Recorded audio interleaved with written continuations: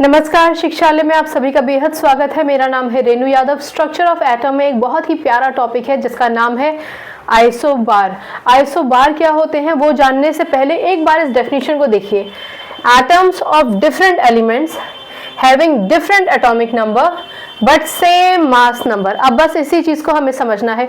तो ये सब चीजें समझने से पहले आप ये समझिए कि एलिमेंट्स आपके पास अलग अलग है, यानी आपके पास दो एलिमेंट्स या दो से ज़्यादा एलिमेंट्स हो सकते हैं और एटम्स भी उनके डिफरेंट हैं।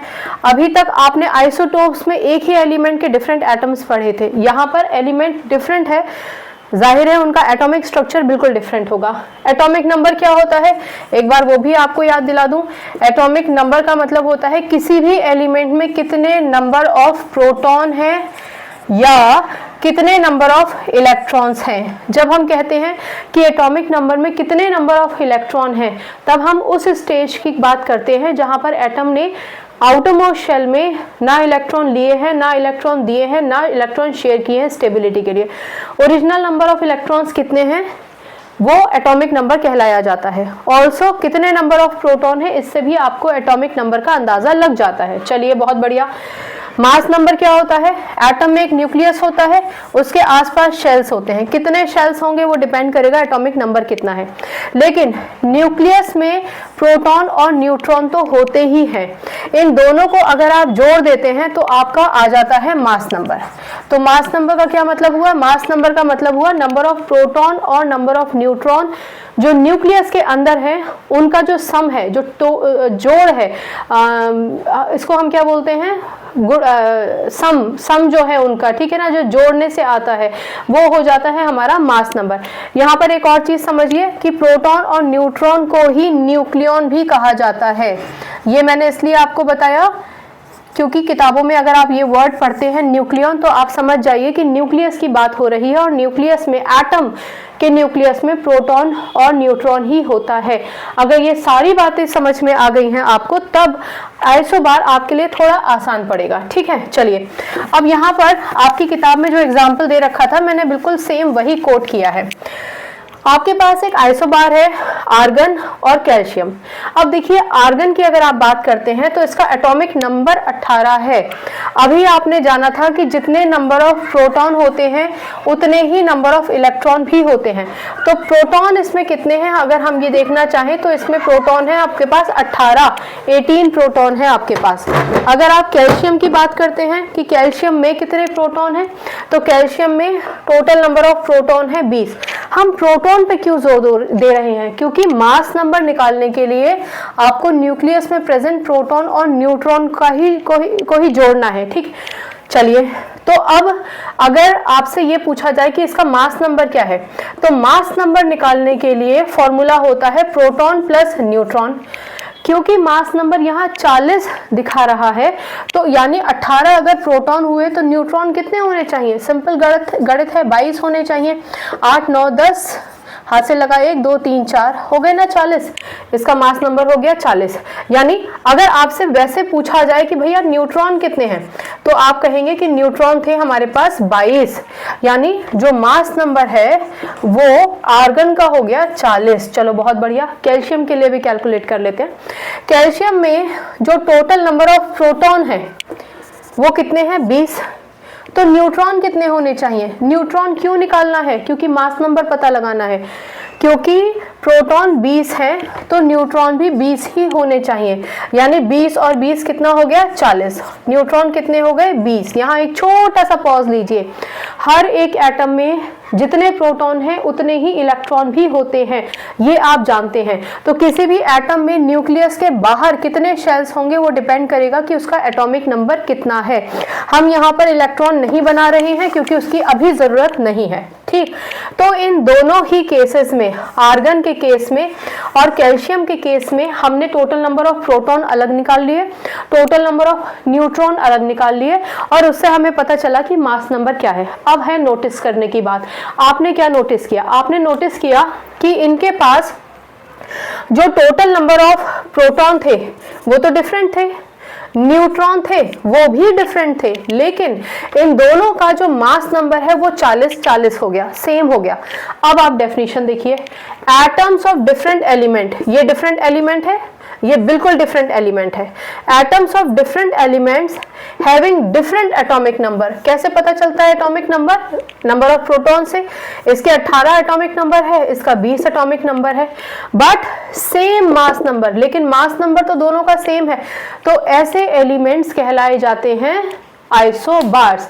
Atoms of different elements having different atomic number but same mass number are known as isobars। ठीक, अब इसको याद कैसे रखेंगे? बहुत सिंपल एक तरीका बताती हूँ।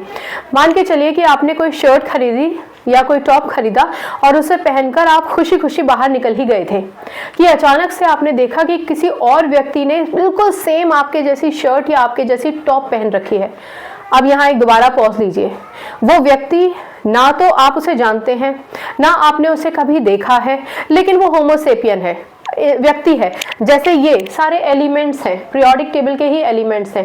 तो उस व्यक्ति की और आपकी सिर्फ शर्ट एक जैसी है, सिर्फ टॉप एक जैसा है, अदरवाइज आपका कलर, कॉम्प्लेक्शन, आपकी हाइट, आपका वेट, सब कुछ उससे बिल्कुल अलग होंगे।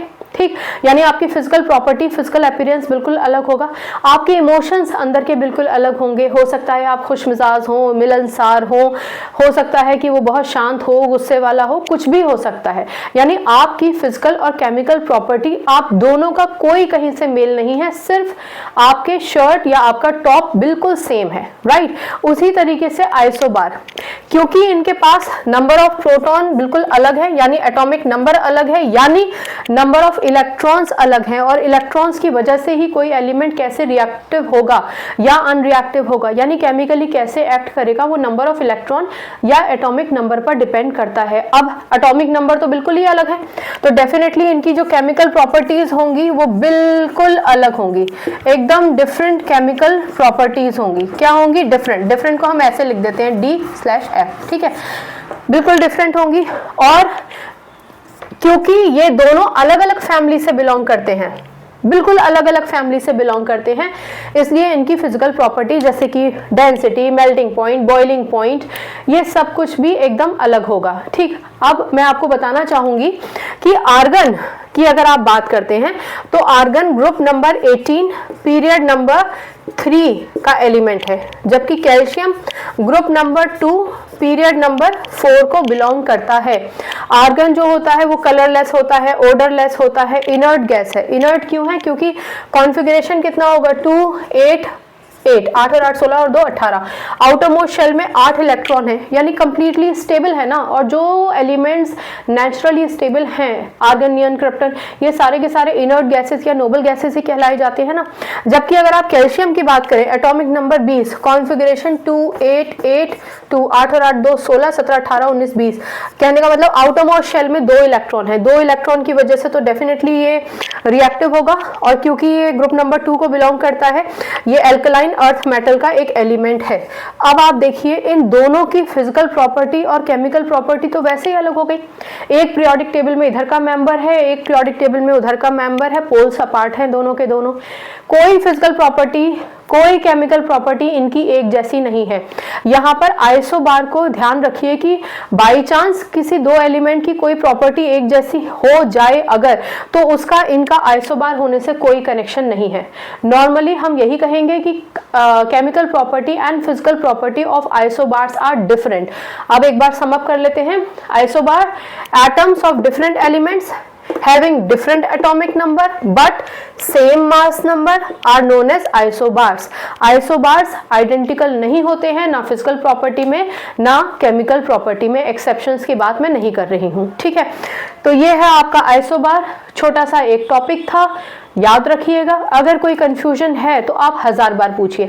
अच्छा, जब हम कहते हैं ना 1000 बार पूछिए, तो आई मीन कि आप पूछिए, जब तक आपको कंफ्यूजन है आप पूछिए। आई विल इंश्योर कि मैं वो कंफ्यूजन दूर करूं, क्योंकि मैं चाहती हूं कि केमिस्ट्री से आपका रिश्ता बहुत अच्छा हो। आप केमिस्ट्री से कभी भी भयभीत ना हो, नहीं होना चाहिए डर। क्यों डरना है?